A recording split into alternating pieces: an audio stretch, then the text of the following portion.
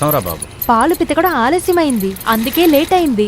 పాలు పితకడం తర్వాతే రావాలి కదా. నా మీద కోపం లేదు కదా. పర్వాలేదక్క, లేటుగా వస్తే ఏంటి? మీరు మిషన్లో మొదలు పెడితే 5 గంటల వరకు కూడుతున్నారు కదా. మీ కూతురికి రిజల్ట్ వచ్చిందా అక్క? ఈ రోజు వస్తుందనుకున్నా, అనుకుంటేనే భయం వేస్తుంది. ఎందుకలాగా? తన పాస్ అవదా? పాస్ అవ్వాలి, కానీ మంచి మార్కులు రావాలి కదా. దాని తర్వాత ఏం చేయాలో. ఏం డిగ్రీ చదివించలేదా? ఇంత దూరం చేసిందే చాలా పెద్ద విషయం. అమ్మాయిలకి మామూలుగా విద్య ఉండాలనే. ఇక నేను ఆ భారాన్ని మొయ్యలేను. అయితే అప్పుడు అంబిక నాతో కుట్టడానికి రమ్మంటాను, టైపింగ్ క్లాస్కి పంపిస్తాను. తనకి ఎక్కడైనా ఉద్యోగం దొరికితేనే నిన్ను ప్రశాంతంగా ఉండగలను. అదే మంచిది. ఎందుకు అనవసరంగా ఖర్చు పెట్టాలి? అంతేకాకుండా అమ్మాయిలు చదువుకొని ఏం లాభం? పెళ్లి చేసి పంపుతారు. నేనేం చెప్తున్నానంటే అంబికాకు టైపింగ్ క్లాస్ చాలు. నీతో ఎవరైనా మాట్లాడారా? నీ పన్ను చూసుకో.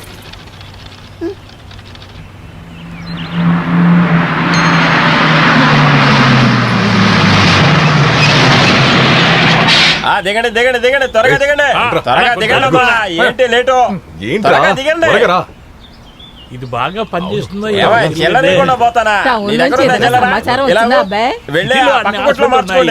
ఎవరు అడగలేదు కదా. ఊరికే ఉండరా, కొత్తగా ఏదైనా విషయం ఉందా అంతే. ఉందే, మనందరూ సంతోషించేలాగా ఒక విషయం ఉంది పెద్దమ్మా. సరస్వతకు అంబికాకి ఒక ఫోటో తీసుకోవాలి. ఎందుకు? ఆడు ఉచితంగా ఒక సీట్ దొరికింది.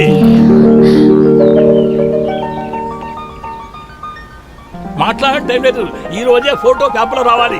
రండి, మా మదన్న అంబికా సీట్ దొరికింది.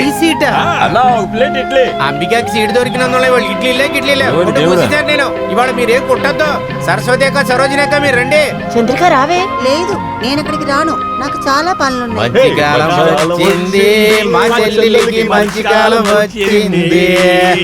మంచి కాలం వచ్చింది, మా చెల్లెలికి మంచి కాలం వచ్చింది. మా చెల్లెలు మా చెల్లెలు సీటు మాకు వచ్చింది. అలా ఉండండి. అంబిక, అంబిక,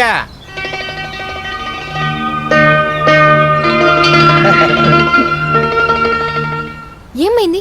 ఏమైందన్నయ్య? అంబిక, నేను చెప్తాను. అంబికాకు ఫ్రీ సీట్ వచ్చింది. నిజంగానమ్మా? అవునమ్మా.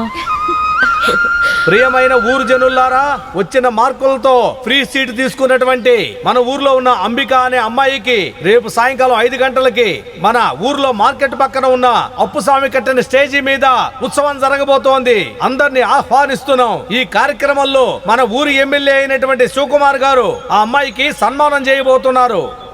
ఈ ఊర్లో ఉన్నవాళ్ళంతా ప్రజలు జ్ఞాపకం ఉంచుకోవలసింది ఈ రోజుని. నా యొక్క భూమిని వదులుకుని కష్టపడి పనిచేసి అమ్మాయిని ఇంతవరకు పెంచుకొచ్చాను. అంబిక అమ్మ సరస్వతి అమ్మగారిని ఎంత గౌరవించినా తక్కువే.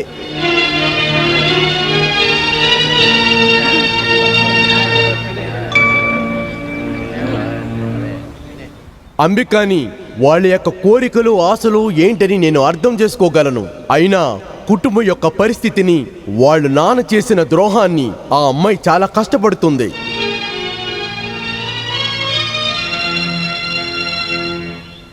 వాళ్ళకి ఇలా కృతజ్ఞతలు చెప్పి మనమంతా వదులుకోకూడదు. వాళ్ళకి చెయ్యిచ్చి అందివ్వాలి. వాళ్ళని మనమంతా ఆదరించాలి. ఈ ఊరి యొక్క హక్కు.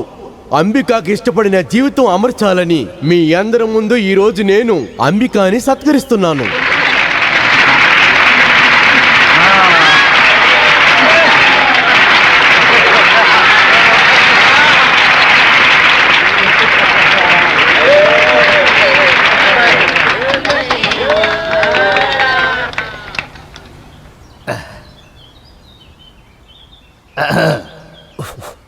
ప్రజలారా, జీవితంలో పైకి రావాలంటే కష్టపడాలి. చాలా మంది గొప్పవాళ్ళు గుడిసెలో ఉండే ఎంతో పైకి వచ్చారు. ఉదాహరణకి ఎంతో మంది ఉన్నారు. వాళ్ళ పేర్లు ఏవి జ్ఞాపకం లేవు, అయినప్పటికీ కొంతమంది పేర్లు చెప్తాను. హాజీ మస్తాన్ బాంబేలో ఒక చిన్న వ్యాపారం చేసుకుంటూ ఇప్పుడు ఎంతో గొప్పవాడయ్యాడు కదా. తర్వాత ఈ శోభరాజ్, అతనే ఇప్పుడు వరల్డ్ ఫేమస్ అయిపోయాడు కదా. అది ఎలా సాధ్యమైందంటే కష్టపడాలి. ఇంకొంతమంది ఉన్నారు జనాలు చప్పట్లు కొట్టడానికి ఇక్కడున్న కొంతమందికి డబ్బులు ఇచ్చి ప్రసంగం చేస్తూ ఉంటారు. అలాంటి తక్కువ బుద్ధి గలవాడిని నేను కాదు. నేను అలాంటి వాడిని కాదు అని చెప్తున్నాను. అంబిక కష్టపడి చదవనివ్వండి. అమ్మాయికి ఇష్టం లేదంటే మంచి సంబంధం చూసి పెళ్లి చేయండి. ఇదే సరస్వతికి అంబికకు నా అడ్వైస్. ఇంకా ఏం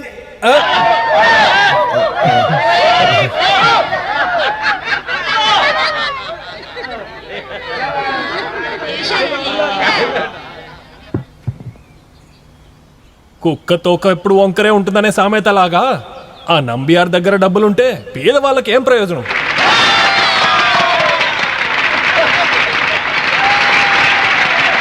మన నంబియారు ముందుకొచ్చి డబ్బులు ఇవ్వడు. డబ్బులిచ్చే వేరే వాళ్ళని కూడా ఆపుతున్నాడే. ఈ కుక్క చేతికి కొబ్బరి దొరికిన కథలా ఉందే ఇది. ఈ ఊర్లో ఉన్న ప్రజలందరూ నంబియార్ లాగే బుద్ధి లేని వాళ్ళని ఆ మినిస్టర్ అయినా అనుకునుండొచ్చు, కానీ అలా ఏం కాదు. ఈ ఊర్లో బ్రతికే ప్రతి మనిషి కష్టం అర్థం చేసుకోవడానికి, వాళ్ళకు చేయిచ్చి సహాయం చేయడానికి ఈ ఊర్లో చాలా మంది ఉన్నారు.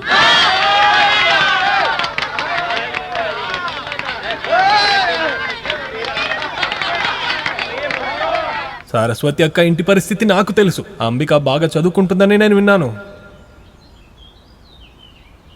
అలాంటి ఒక అమ్మాయికి మన వల్ల అయింది మనం చేయాలి కదా. ఎందుకంటే చదువుకోలేని వాళ్ళ కష్టం నాకు బాగా తెలుసు. ఎమ్మెల్యే అన్నారు అంబిక మనసులో చాలా ఆశలున్నాయని. అంబిక ఆశలు ఏమైనా కానీ, అంబిక ఏం చదవాలని ఆశపడ్డా కానీ దానికి ఎన్ని లక్షలు సెలవైనా ఇవ్వడానికి నేను సిద్ధమని ఈ ఊరు ప్రెసిడెంట్ అప్పుస్వామి అయిన నేను మీ అందరి ముందు మాటిస్తున్నాను.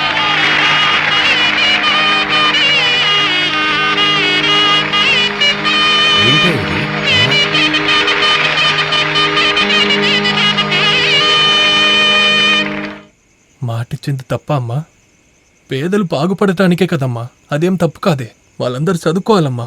నేనే చదువుకోలేకపోయాను. పర్లే పోనివ్వండి. అమ్మా నవ్వుతున్నారు అంటే ఒప్పుకున్నారు. నా మనసులో ఉన్న మాటలు చెప్పుకోవడానికి మీరు ఒక్కరే కదమ్మా ఉన్నారు. నాన్న ఎలా ఉండేవారని కూడా గుర్తులేదమ్మా. కానీ నా కోసం చాలా వదిలేళ్లారు. మీరేం భయపడకండి, అలాంటిది నేనేం చెయ్యను. అయినా ఇదంతా ఎవరి కోసం? రేపే నాకు ఒక కుటుంబం వచ్చినా వాళ్ళకి ఇల్లు, మనం ఇంటెనక ఉన్న తోటనే చాలు. అదే నేను ఎక్కువ అంటున్నాను. నేను అంబికాని చదివిపిస్తానంతే. ఇప్పుడు ఒప్పేసుకొని మళ్ళీ ఏమైనా అన్నారంటే మీ కొడుకుకి బాగా కోపం వస్తుంది.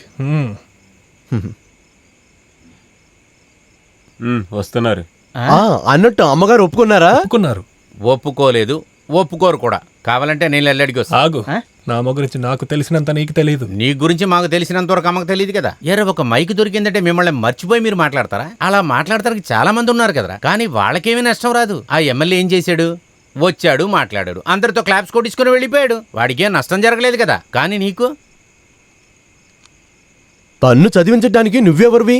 అప్పుస్వామి, ఇది చెరువుతమైనట్టో బస్ స్టాప్ కట్టినట్టో కాదు.